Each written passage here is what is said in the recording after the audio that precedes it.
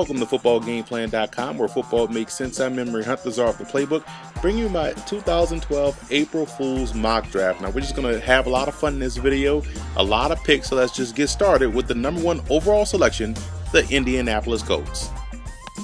The Colts are first on the clock and they have to go quarterback, except they go Chris Mills out of the University of Indianapolis. The Greyhound star threw for 29 touchdowns, 5 picks, 6'4", 213 pounds, decided to go with the hometown kid after using the Andrew Luck talk as just a smokescreen.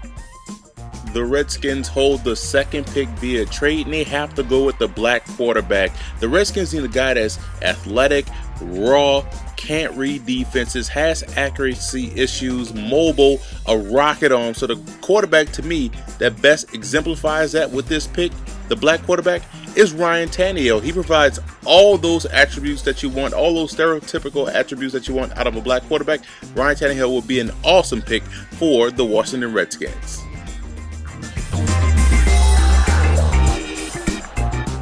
The Vikings own the third overall selection and they have to get a better medical staff, which is why I think House would do a great job in this position. Peterson has fumbleitis, Harvin has adult headaches, the secondary has bad knees, and Christian Ponder suffers from a severe lack of talent. So that's why I think House would do a great job in helping this team get back to prominence. Armed with 2 first-round selections, the Browns are on the clock, and according to these reputable websites, the Browns need to draft a running back, a big back to help out Colt McCoy in that offense. In comes the biggest back in this draft, FOGHORN, LEGHORN. I think he's going to come in with his 4.4 speed and 6'2", 245-pound frame, giving that Browns offense the punch they need out of the backfield. The Bucs have done a great job addressing their needs in free agency, so in come Darnell Jefferson. They have to address the backup running back position. This guy has a tremendous talent, tremendous speed, also doubles as a returner. He's going to be the perfect complement to LeGarrette Blount, and he doesn't fumble the football. As a matter of fact, he doesn't even let go of the football in between plays. All of a sudden, the Rams now need a defensive coordinator, so I'm giving them the best DC on the board, and that's Vladimir Putin, the ruler, president, czar, king, emperor, whatever they call it over there in Russia. This guy would do a great job running that Rams defense in 2012 to compete in a very tough NFC West. The Jags have Blaine Gabbert as their quarterback and they just signed Chad Henne, so that's going to make watching their offense next to impossible. So that's why I'm drafting the 2 movies, Animal House and House Party, to play on a jumbotron while the Jags offense is on the field to keep those fans of the Jaguars entertained.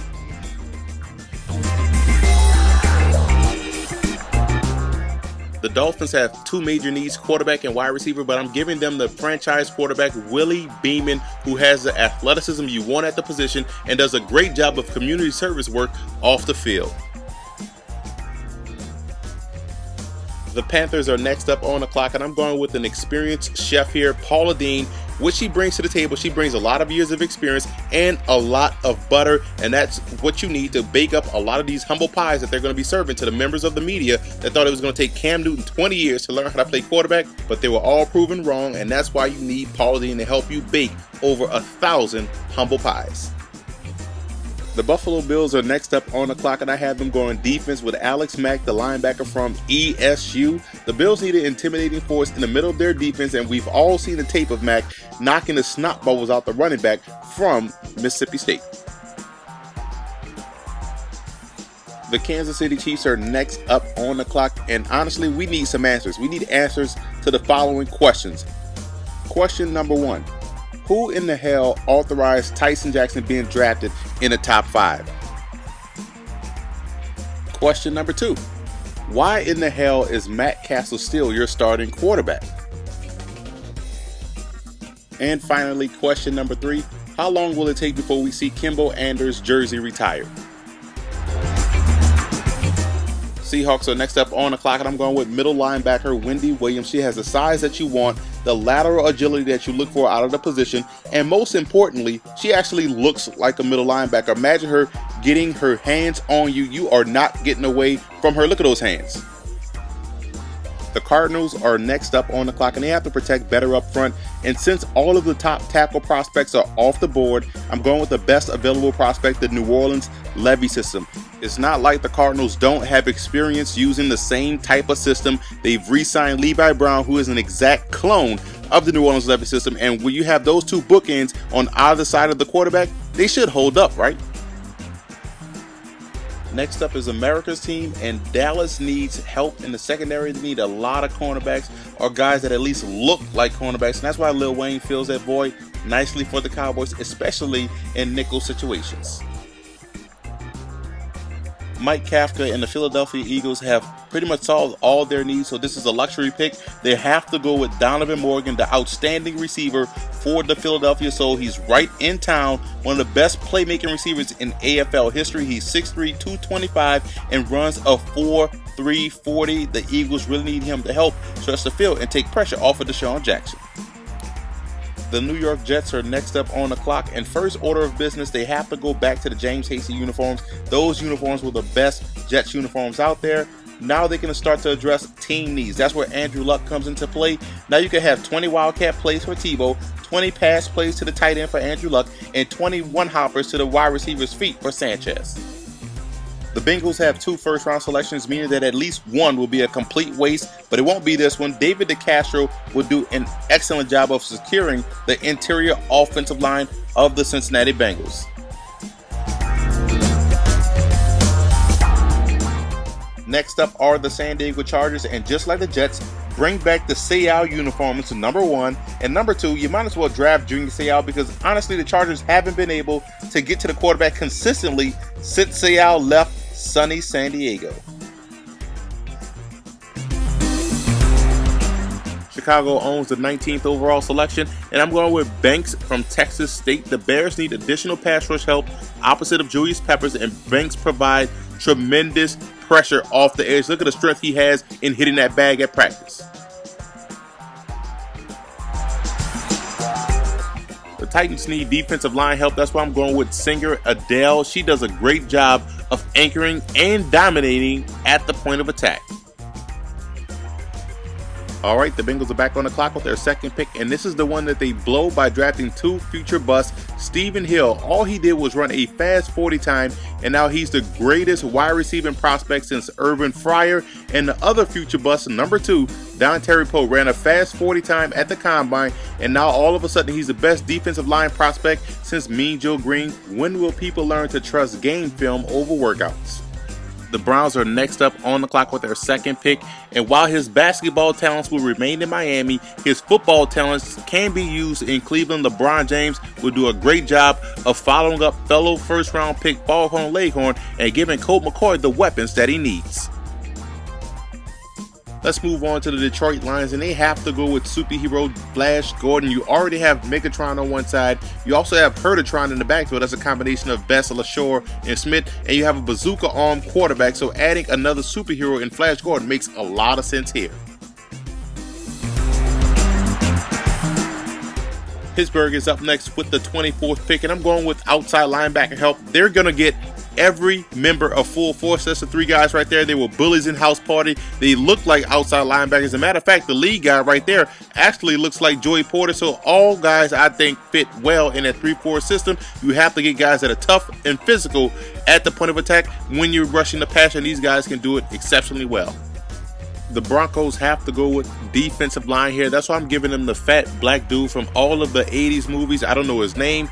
I don't know where he came from, but I just know he played the fat black dude in every movie, Police Academy, Wildcats, you name it, he played it, and he looks like he can also stop the run.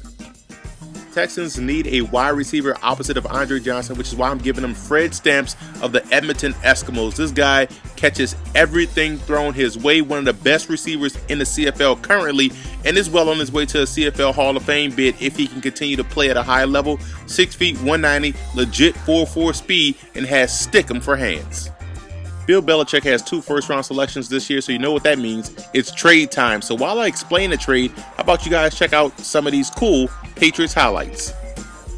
The Pats have traded their 2012 second-round pick to the Charlotte Bobcats for their first-round pick, in which they subsequently traded that first-round pick to the Washington Nationals in exchange for the logo on the side of the Pats helmet.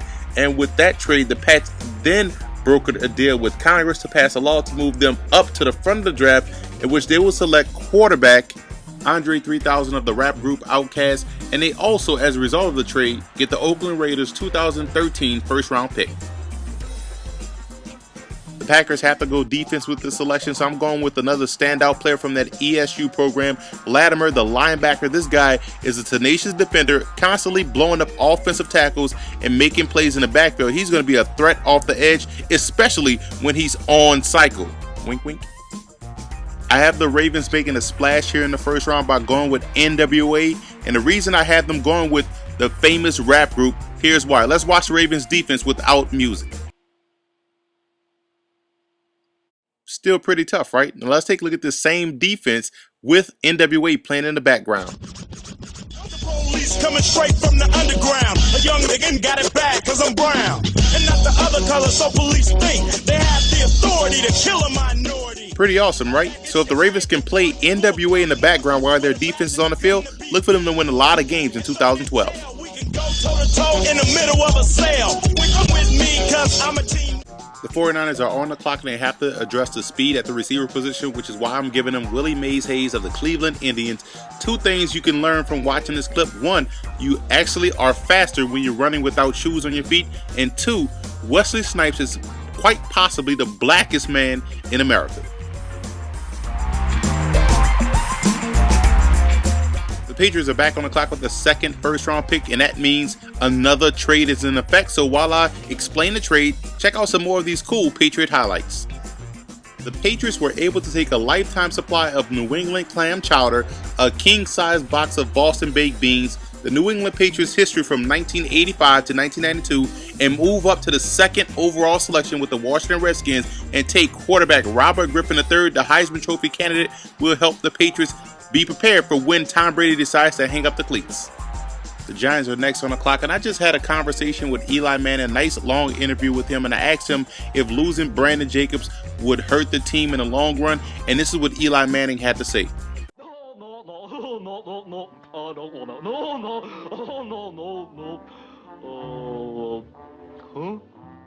Well put, Eli, and with that said, the Giants draft one of their greatest moments in team history.